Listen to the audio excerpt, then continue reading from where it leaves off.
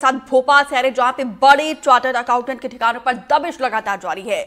BC Jain के ठिकानों पर ईडी की कार्रवाई लगातार जारी है। ईडी की टीम सुबह 6 बजे से ताबड़तोड़ कार्रवाई कर रही है।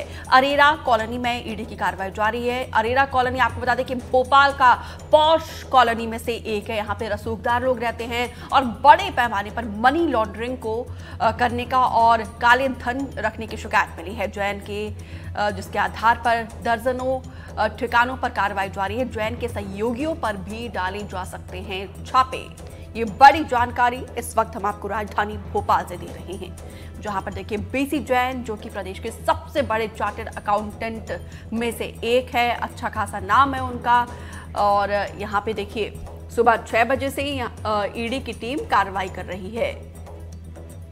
ब्लैक मनी को व्हाइट करने का आरोप है, तो यहां पे देखिए पूरी सुरक्षा के साथ कार्रवाई लगातार जारी है। यही वो पॉश कॉलोनी है जहां पे ईडी की टीम सुबह 6 बजे से ही कार्रवाई कर रही है। कहा यह भी जा रहा है कि जो जैन के करीबी है, बीसी जैन के जो करीबी माने जाते हैं, उनके ठिकानों पर भी दबिश दी जा सकती है।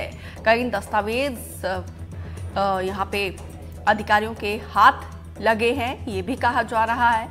जैन के सहयोगियों पर भी, उनके ठिकानों पर भी दबिश दी जा सकती है। भोपाल के बड़े चार्टर्ड अकाउंटेंट के ठिकानों पर दबिश लगातार जारी है। बीसी जैन के ठिकानों पर ईडी की ताबड़तोड़ कार्रवाई सुबह 6 बजे से कार्रवाई लगातार जारी है और अरेरा कॉलोनी में ये ईडी की कार्रवाई लगातार जारी है।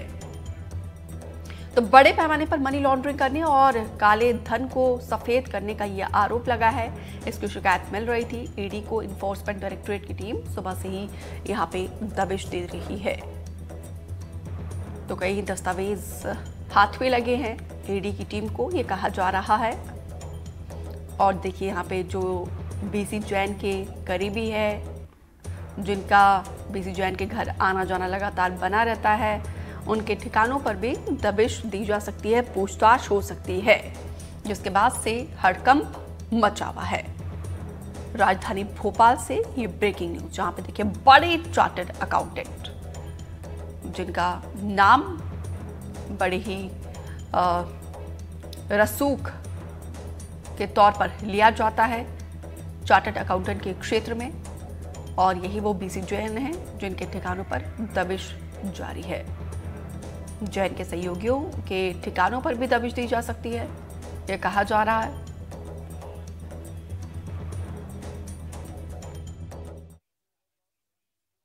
राजधानी भोपाल में सीए के यहाँ आप तस्वीरों में देख सकते हैं, ईडी ने, प्रवर्तन निदेशालय की टीम ने ये छापे की कार्रवाई को अंजाम दिया है। तमाम अधिकारी इस बंगले में पहुंचे हुए हैं और ये चार्टर्ड अकाउंटेंट बीसी जैन का घर बताया जाता है और उनके ठिकानों पर प्रवर्तन निदेशालय की टीम ने जो है ये छापे की कार्रवाई को अंजाम दिया है।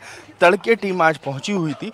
बड़े पैमाने पर आर्थिक अनियमितताओं का आरोप है और टीम के तमाम अधिकारियों का कहना है कि जो कार्रवाई है, अब क्या है कि छापा पकड़ी सर मैं तो खुद यहाँ काम करते हैं। तस्वीरों में आप देख सकते हैं कि ये चार्टर्ड अकाउंटेंट का घर है और इनके यहाँ पर ये छापे की कार्रवाई को प्रवर्तन निदेशालय की टीम ने अंजाम दिया है। तमाम अधिकारी आज सुबेरे यहाँ पहुँचे हुए थे और उसके बाद ये कार्रवाई अभी जारी है। और अंदर देख सकते हैं आप, ईडी के अधिकारी हैं, तस्वीरों में आपको देखने को मिल जाएंगे। तमाम अधिकारी यहाँ पर मौजूद हैं और कार्रवाई जो है वो जारी है। और अधिकारियों ने भी इस बारे में कुछ ज़्यादा खुलासा नहीं किया है। मनी लॉन्ड्रिंग को लेकर ये कार्रवाई की गई है। राजू बातम के साथ अजय शर्मा, एनडीटीवी भोपाल। अजय सहयोगी ग्राउंड जीरो पर बने हुए हैं। अजय, कहा जा रहा है कि अब बीसी जैन के जो करीबी हैं उनके ठिकानों पर भी दबिश दी जा सकती है। देखिए, बिल्कुल उनके जो बेटे हैं अमित जैन, उनके ठिकानों पर कार्रवाई जारी है और तकरीबन आधा दर्जन ठिकाने हैं जहां पर प्रवर्तन निदेशालय की टीम पहुंची हुई है और यहां कार्रवाई की गई है। और टीम के अधिकारियों का सीधे तौर पर कहना है कि ये कार्रवाई आने वाले समय में और तेज़ी से होगी और लगातार कार्रवाई जो है अलग अलग स्थानों पर होगी। इन सब के बीच में सबसे महत्वपूर्ण बात यह है, जो तथ्य निकल कर सामने आए हैं वो काले धन को सफ़ेद करने के मामले पर हैं और बड़े पैमाने पर काले धन को सफ़ेद किया गया है, ऐसा अधिकारियों का कहना है। और यही शिकायत मिली थी।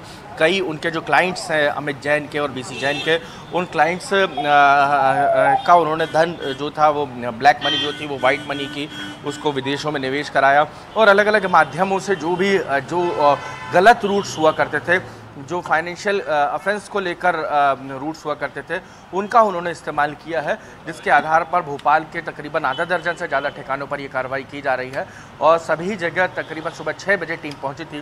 तकरीबन 1.5 दर्जन से ज़्यादा अधिकारी इस टीम में शामिल हैं, जो छापे की कार्रवाई में न सिर्फ दस्तावेजों की स्क्रूटनी कर रहे हैं, बल्कि वो दस्तावेज़ देख रहे हैं कि कहाँ कहाँ अनियमितताएँ हुई, किस तरीके की अनियमितताएँ हुई और इन अनियमितताओं को सुधारने के लिए या इसको लेकर इन अनियमितताओं के मामले पर जो सीए जैन थे उनका रवैया क्या था।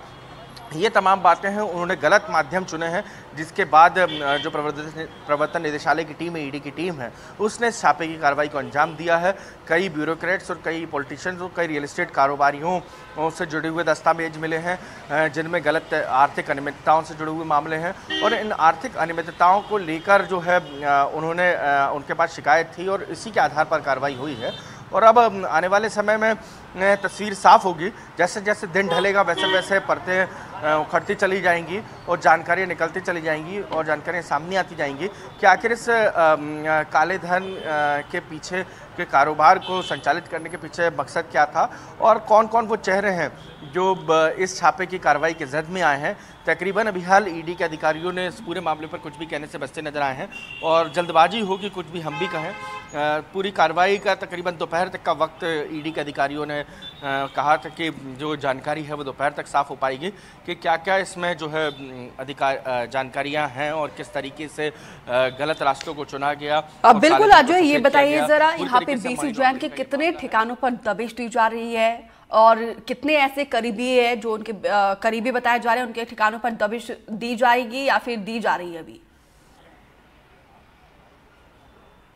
देखिए, आधा दर्जन ठिकानों पर राजधानी भोपाल में छापे की कार्रवाई की गई है और इसके पहले प्रवर्तन निदेशालय ने एक बिजनेसमैन के ठिकानों पर छापे मारे थे कुछ दिन पहले, जिनके यहाँ से जो वीसी जैन है और अमित जैन उनके जो बेटे हैं उनसे जुड़े हुए दस्तावेज मिले थे और उसमें बड़े पैमाने पर आर्थिक अनियमितताएं थी। तकरीबन 100 करोड़ रुपए से ज़्यादा के आर्थिक अनियमितताओं के दस्तावेज थे, जिसके आधार पर ये छापे की कार्रवाई की गई है और इसमें अमित जैन और जो बीसी जैन है उनकी भूमिका सबसे ज़्यादा महत्वपूर्ण थी और उसके बाद ही ये कार्रवाई की गई है। अब देखना ये होगा कि कौन कौन अमित जैन जो चार्टर्ड अकाउंटेंट और बीसी जैन वो किन किन को सेवाएं देते थे और कौन कौन बिजनेसमैन उनकी सेवाएं लेते थे अपने आर्थिक मामलों को लेकर, तो उन आर्थिक मामलों के आधार पर ही ये कार्रवाई की जानी है। तमाम नेताओं के भी आर्थिक मामलों के कंसल्टेंट के तौर पर बीसी जैन और अमित जैन की फर्म काम करती थी, जिसके बाद ये कार्रवाई की गई है। अब वो जिनके लिए काम करते थे उनके ठिकानों पर भी कार्रवाई संभव है, ऐसी बात निकलकर सामने आ रही है। तो कुल मिलाकर यहाँ पे जांच का दायरा और ज्यादा बढ़ सकता है। फिलहाल जो आप हमारे साथ बने रहिए।